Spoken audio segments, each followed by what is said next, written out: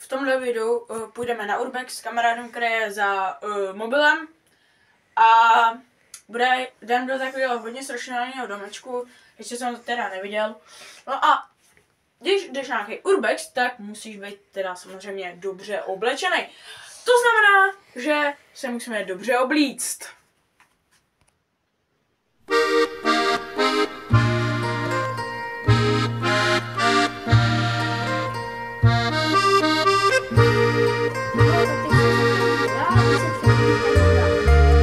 Kleines Haus am Wald, morgen komm ich bald,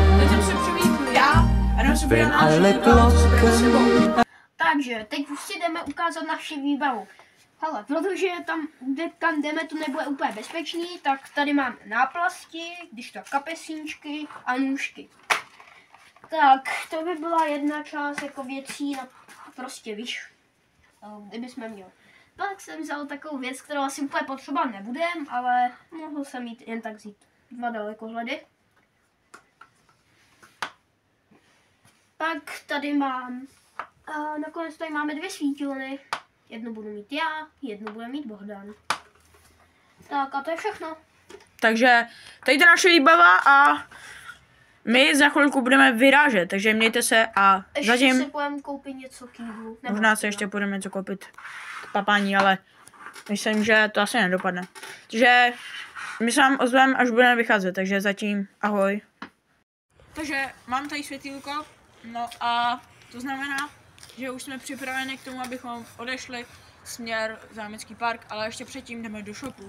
A museli jsme ještě čekat, protože kámo, co to je za Urbex, když prostě není světlo. Potřebujeme, aby byla tma. Ale na místo, kam jdeme, se to kontroluje policajtem až 7. Takže to znamená, že to musíme provést hodně rychle.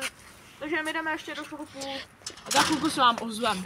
Teďka jdem tady sejít tenhle velký kopec, to znamená, že asi můžeme jít, takže... Tak to vezmeš? Tak nejdřív ty, pak já. Tak, dobrý. Tak a teď mi na. Teď mi dej mobilek a pojď. Jo. Tak.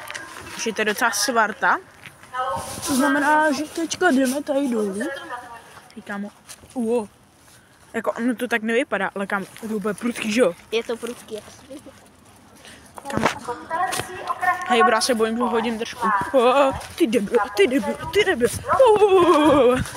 Už jsem dole. To znamená, že my se ozveme, až bude přímo u toho domečku, takže zatím čau. Vidíš, stál se takový menší problém. U toho domu stojí nějaká babka. Na některých místech je možná trochu mokrá.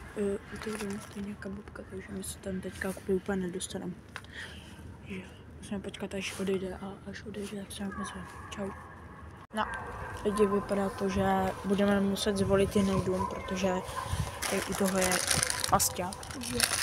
Je to hrozně v prdeli. To znamená, že budeme muset jít do jiného domečku. Je mi to docela líto. No, tam běží nějaký lidi. To znamená, že budeme muset jít do jiného domu, takže my se vám ozveme, až budeme u tamtoho domu. A zatím si mějte, ahoj. Jsme tady, jsou tady nějaký random borky, které jsme prostě potkali, no a takhle prostě půjdou s náma. Teda jenom jedna, ta druhá se docela bojí. Ne, tady se mnou. Jo, Jde se mnou? Jde s tebou? Jo, jde. No takže můžeme jít.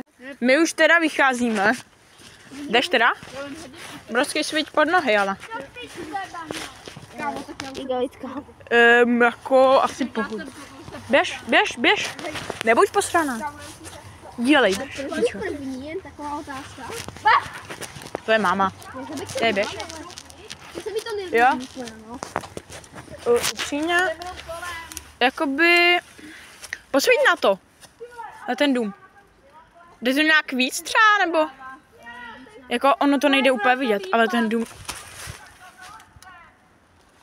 Aha. Trošku se to zvrtlo, protože na nás teďka řva nějaký borec. Takže musíme teďka docela odejít. Takže jsme docela v prdeli, protože někdo nás zavolal asi cajty. Tak jdem do Ty prostě tady ty šutry docela vadí. Já nevím.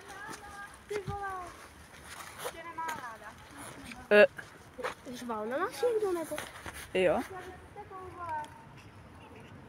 Upřímně, kdo to je?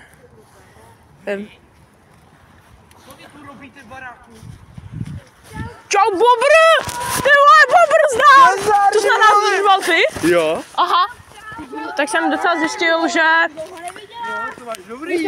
hoši, jo. Úplně vevnitř. No jo, ne, nebyly. Brosky, tak to je to docela náhoda. Hoši, tak to je... Jsme byli my. Tak... Jste byli vevnitř, vole. Ne, tak kde? Já už jsem tam byl. My tam možná ještě půjdeme. Hoši, radši tam nechoďte, teďka tam šel nějaký děda. Jo, vole. Fakt? Když jsme tam byli my. Ne, Když jsme tam byli my. dobrý, já mám takový pocit, že tady už musíme skončit, takže tady to bylo fakt krásné překvapení, takže mějte se, ahoj.